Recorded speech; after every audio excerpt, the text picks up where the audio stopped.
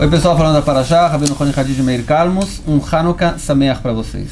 Tem gente que fala boas festas, né? Mas Hanukkah não é festa. Festa em hebraico é só Pesach, Shavuot e Sukkot. Hanukkah pode falar, sei lá, Hanukkah Sameach, né? Não é... Tem gente que fala Hagurim Sameach, festa das luzes. De qualquer maneira, tem uma festa especial, uma festa que representa milagres para o povo de Israel que foram feitos também. O milagre famoso do óleo, que foi encontrado quando os macabeus reconquistaram, né, o templo sagrado, purificaram todo o templo sagrado, expulsaram daqui os gregos que estavam dominando aqui a terra de Israel. E o grande milagre, né, que teve lá dentro foi o óleo. Não tinha óleo puro, encontraram só um pouquinho de óleo que estava selado com o selo do Kohen Gadol, do sumo sacerdote, e não tinha para acender durante todos os dias, e no final acabou durando 8 dias, algo que devia durar um dia só, até eles poderem preparar um óleo novo para acender no Beit HaMikdash, na menorá do Beit HaMikdash. Então por isso que a menorá do Beit HaMikdash, ela tinha, o pessoal se confunde inclusive, né? Quantos candelabros tem na menorá no final das contas, né? Porque no Beit HaMikdash tinha 7, né? Que eram 3 e um no meio. E a gente, quando acende a menorá de Hanukkah, a gente tem 8, quer dizer, 4 e 4 e mais um no meio. E esse no meio é o shamash, né? Na verdade não é uma vela que ela faz parte da mitzvah, é só a vela que vem acender as outras velas, porque a gente sabe que tem uma proibição de acordo com a Halakha, que não pode aproveitar das velas, de ler as velas de Hanukkah, e por isso a gente coloca um shamash então, que é uma vela no meio, que se a gente aproveitar, a gente está aproveitando dela e não das velas que estão em volta, né? Essa é a ideia, né? Então, a festa de Hanukkah, na verdade, um milagre grande, né? De ver... eu vou colocar a coisa assim, né? Na verdade, tem 2 milagres na festa de Hanukkah, né? Tem o milagre do óleo, que é o que a gente fala, que a gente festeja isso, mas, na verdade, o milagre foi muito mais cosmopolítico, na verdade, né? O milagre foi um milagre de... que um pequeno grupo de como se fala, sei lá, guerrilheiros, né? Foi guerrilha, né? Aquela guerra lá contra o Império Grego, venceu uma guerra contra eles, uma coisa impossível, né? E eles venceram. E em vez de a gente fazer talvez uma festa, dizendo então, vamos fazer uma festa então em memória da guerra, a gente podia ter, sei lá, colocar espadas em casa, podia fazer brincadeiras com, sei lá, com bombinha, talvez para relembrar a guerra que a gente venceu, né, etc. O que a gente faz então? A gente acende um candelabro, que foi no final, só o final da guerra que teve esse milagre, né?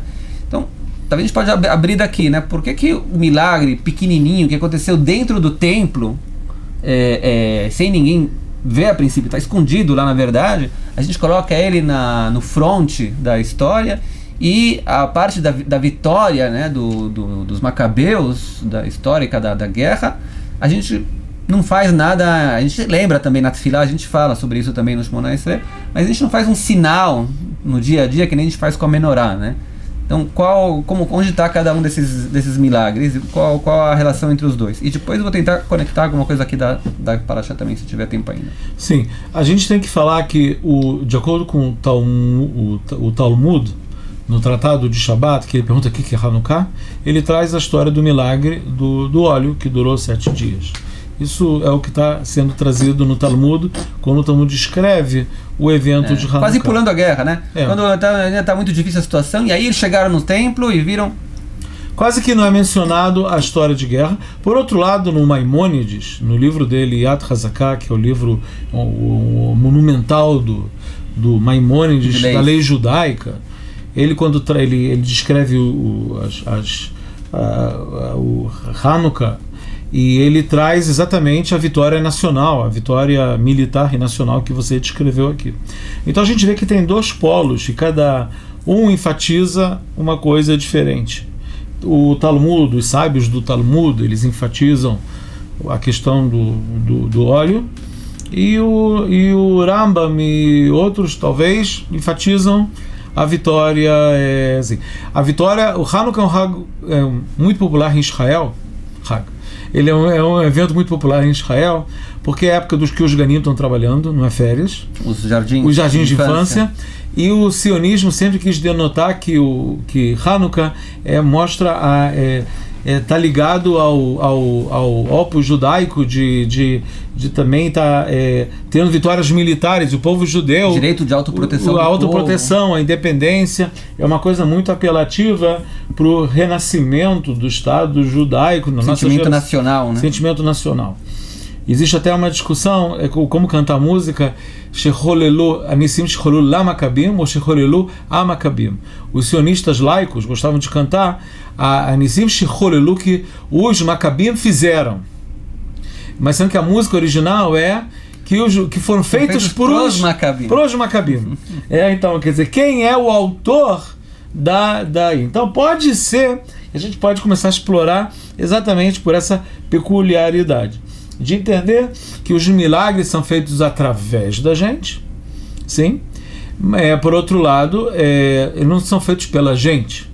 Tudo que a gente faz não é corriviot semiadi, não é tudo pela minha força, não é pela minha capacidade. No final das contas, quem dá pra gente todas as possibilidades é Deus, a Kadosh Baruch Hu. Então, como é que isso pode estar ligado ao Nes do Par Hashem? Então, a gente pode ver aqui. Você falou outra ideia. Eu vou tentar só fazer uma relação entre as coisas, que existe um milagre aqui oculto e um milagre talvez não oculto. O milagre não oculto é um milagre mais simples, é o milagre do óleo, que a gente vê que aconteceu um fenômeno físico que não era para acontecer. A matéria não se consumiu, a massa não virou energia, a coisa durou 7 dias, não era para durar. Houve uma coisa aqui fora do comum que não era para acontecer pelas leis da física. Algo sobrenatural, como se diz. Sobrenatural. E por outro lado, a guerra, você pode dizer que realmente é quase que sobrenatural um povo mini-guerrilha vencer a potência grega. Por outro lado, se você olhar, não, mas olha só, vamos analisar como eles fizeram isso. Eles fizeram guerrilhas e pegaram os caras assim e tal. Você pode conseguir acabar chegando em algum tipo de explicação lógica, como é que eles venceram. Como você pode também falar lógica, como na Guerra dos 6 Dias, Israel conseguiu lutar contra 7, 8 estados, mesmo quando em 48... Uma vez alguém me contou que tem um lugar nos Estados Unidos, né, eles fazem estudos no West Point, que eles até hoje estudam como foi feita a Guerra dos 6 Dias e outras guerras. Mas se você está falando dos Estados Unidos... Mas teve um general lá que, quando ele chegou nessa parte das Guerras dos 6 Dias, ele falou para os alunos, ele falou, assim que eu ouvi, né? Ele falou, olha, essa guerra, a gente não tem nada para estudar dela. Porque foi uma guerra milagrosa, não tem o que aprender disso. Vocês não podem fazer guerra com milagres. Em 48... Os judeus fazem guerra com milagres. Sim. Vocês, quando fizerem guerras, não se apoiem em milagres. A posição do Estado-Maior americano em 48 era quando foi declarado o Estado de Israel, que Israel ia ser massacrada. Que era totalmente contraproducente. As forças entrar, divididas, a você vê, era impossível. Exército, era que nem... Era algo absurdo. Então, de qualquer maneira, voltando à guerra de Hanukkah, alguém pode dizer, eles usaram guerrilhas, não sei o quê. Mas, de modo geral, é um milagre que aconteceu de maneira oculta. Que são 2 tipos de milagres que acontecem com a gente. Tem os milagres... Agora, o milagre mais fácil é o milagre do óleo.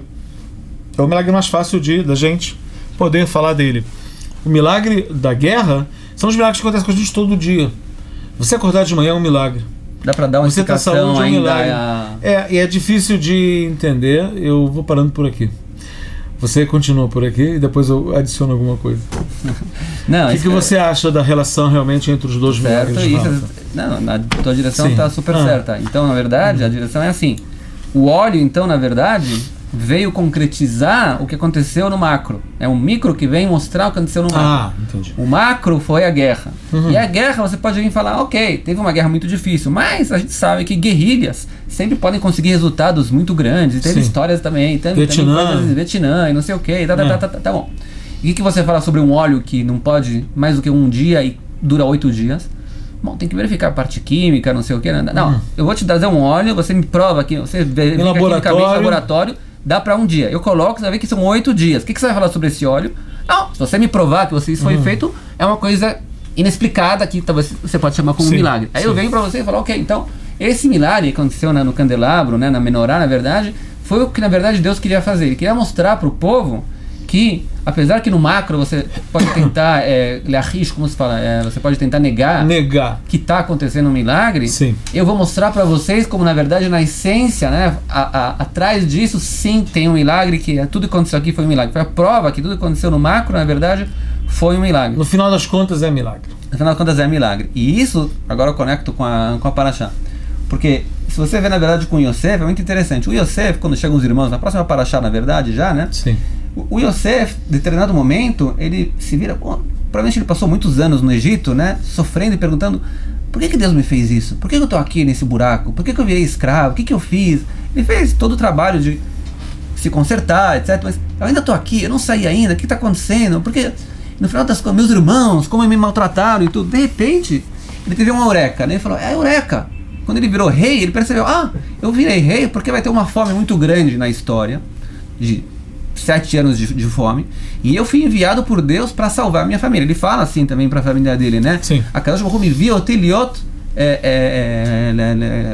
Lazor Lachem, né? Para ajudar vocês a salvar vocês. Então, o Yosef então fez uma conclusão. Eu não tinha visto toda a imagem. Eu vi uma imagem pequena minha, aí eu não consegui me abranger num pouco mais macro.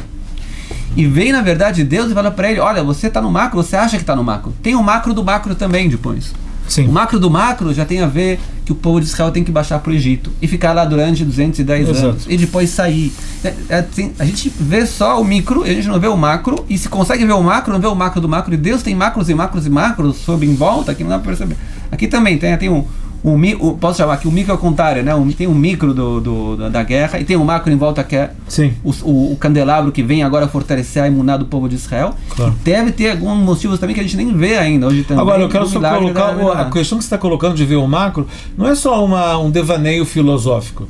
A gente tem a obrigação, como pessoas que creem, de agradecer a Deus todos os dias. Como é que você pode agradecer a Deus com todos os problemas que a gente pensa na cabeça, as nossas preocupações, as coisas que a gente tem que fazer?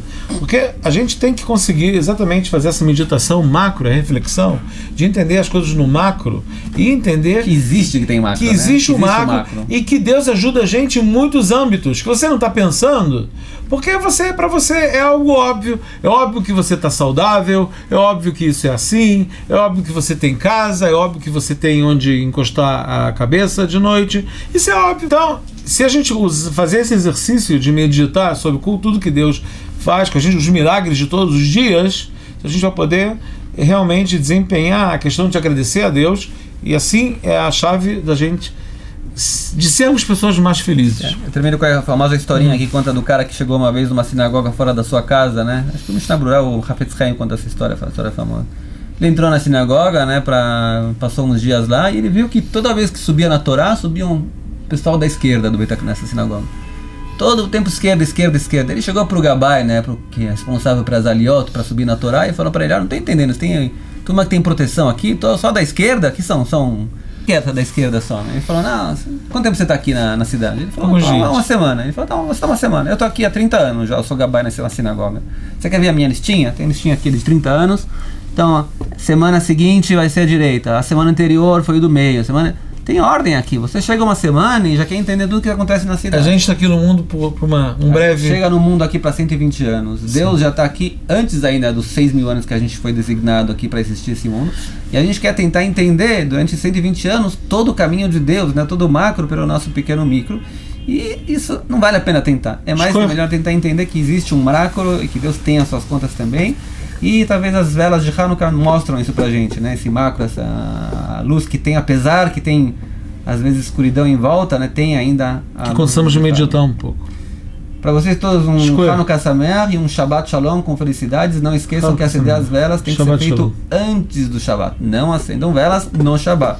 Tem que acender as velas de Hanukkah para durarem até meia hora depois do pôr do sol, mas acender antes do Shabbat. Bem lembrado. Shabbat Shalom. Shabbat Shalom.